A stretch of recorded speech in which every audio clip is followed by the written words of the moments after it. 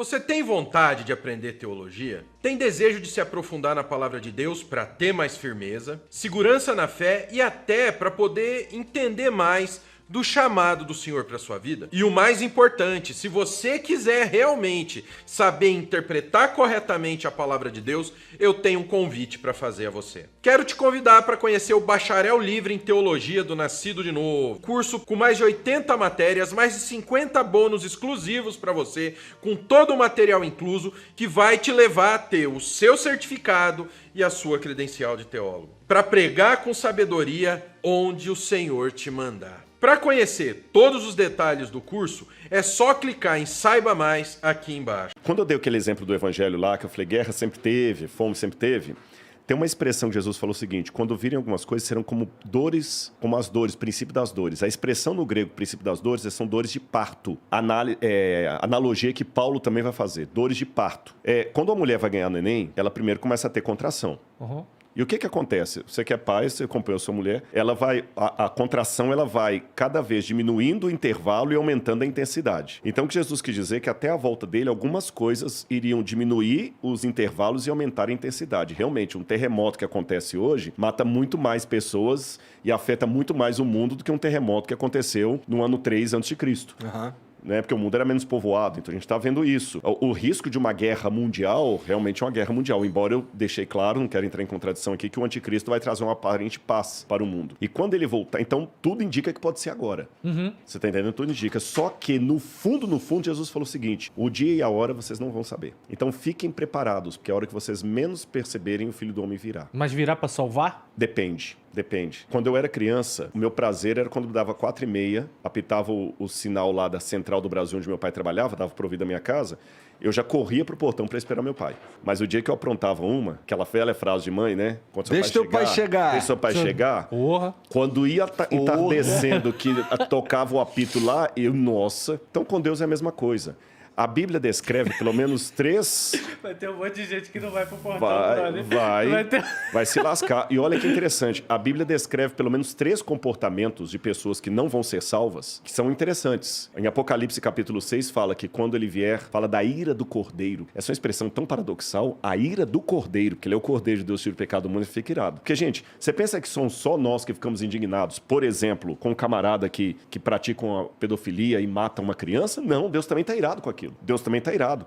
Deus ama o pecador, mas Deus odeia o pecado. Mas se o pecador não abandona o pecado, Deus vai destruir junto com o pecado. Mas se ele pedir perdão? Aí tudo bem, mas e se ele não pedir? Mas o perdão tem que ser de coração Tem que ser de ou é coração. o perdão da palavra? Tem que ser de coração. Tem que ser Porque coração. a gente, até no último podcast que eu vim aqui, não foi?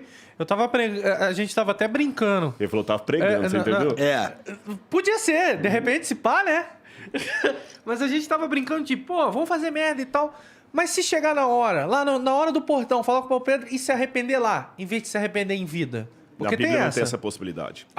Isso é legal. Na Bíblia não há essa possibilidade. Tem que se arrepender em vida. A Bíblia fala, aos homens está fadado morrer uma única vez, e depois disso o juízo. Não tem como se arrepender lá. Não tem como. E o arrependimento tem que ser honesto, né? Desculpa. Você tem que se arrepender mesmo. Nossa, foi pro nível hard Você tá agora. Aí o que acontece?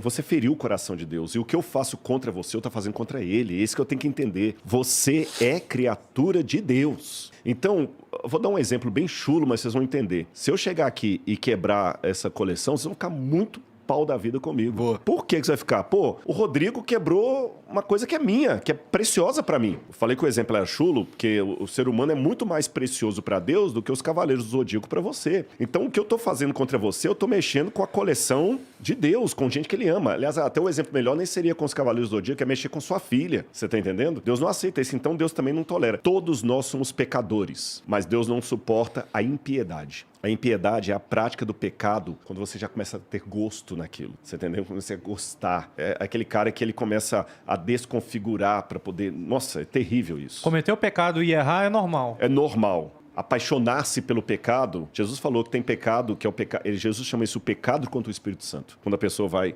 Bom, e aí o que acontece? A Bíblia descreve 3 comportamentos que são até paradoxais. Fala da ira do Cordeiro em Apocalipse capítulo 6... fala que quando ele vier, muitos vão gritar para as rochas e montanhas, caiam sobre nós e nos esconda da face de Deus, porque é grande a ira dele e ninguém pode suportar. Então alguns vão pedir a morte. Um segundo grupo, a Bíblia fala que vão chegar para Jesus e falar assim, Senhor, em teu nome eu fiz curas, eu fiz milagres. Jesus vai falar o seguinte, afastem de mim porque eu não conheço nenhum de vocês. Você viu com uma posição de petulância diferente do primeiro. O primeiro já admitiu, tô ferrado mesmo, tô lascado, morre. O outro não, é aquele falso religioso, mas peraí, senhor, não entendi, eu construí tantas igrejas, eu fiz milagres, eu não te conheço. E o terceiro grupo é aquele que Jesus vai falar o seguinte, saiam daqui porque eu tive fome e você não me deu de comer. Mateus capítulo 25. Eu tive sede, você não me deu de beber. Eu tive preso, você não foi me visitar. E ele falou, mas quando é que eu deixei de fazer isso? Toda vez que você negou isso para um dos meus pequeninos, você negou a mim. É um terceiro grupo. Então você tem o grupo daqueles que já admitem que estão ferrados mesmo. O grupo daqueles hipócritas que ainda são petulantes e falam, peraí, mas eu fui religioso. E o grupo daquele que é o anestesiado. Você entendeu? O anestesiado. Pô, mas aí você condenou todo mundo aqui agora, não. praticamente. Aí que... Não, pô, porque com certeza eu já neguei uma esmolinha. Não, mas aí que tá a questão. Não é eu neguei uma esmolinha. Porque se fosse o lance de você comprar o céu pelas esmolas que você deu, aí você tá lascado. Isso aí eu fico... Aí você tá lascado. Mas não é isso. Você tá entendendo?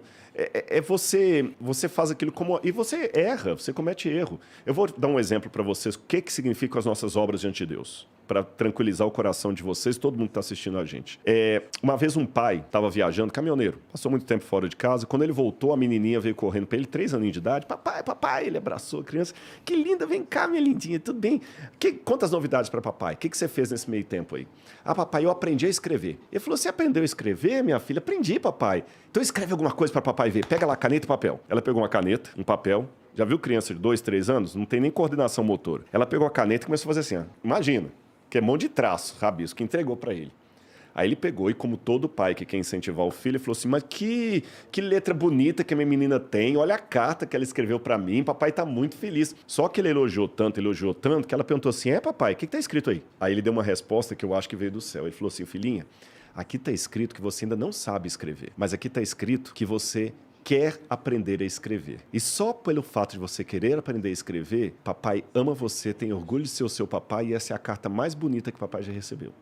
Então Deus é tão, não tem nem palavra para dizer, tão perfeito, tão magnânimo, que qualquer coisa que eu faça, ainda que eu vire uma Madre Teresa de Calcutá, com o coração de Gandhi e santidade do apóstolo Paulo, tudo que eu faço chega para ele com um monte de rabisco. E ele olha para cima e fala assim, Rato, Igor, Rodrigo, aqui tá dizendo que se eu for depender das boas obras de vocês, vocês nunca vão vir para cá. Mas aqui tá dizendo que vocês me amam e amam os meus filhos. Então, por minha graça, vocês vão entrar aqui, porque eu amo vocês e o céu vai ficar vazio se vocês não estiverem aqui. É um rabisco, mas é um rabisco que ele transforma numa obra de arte. Espero que Deus seja bom assim mesmo. Eu tenho certeza que ele é. Eu tenho certeza. A Bíblia porque fala senão Deus o é céu amor. vai estar vazio. Vai estar vazio, mas não vai estar não.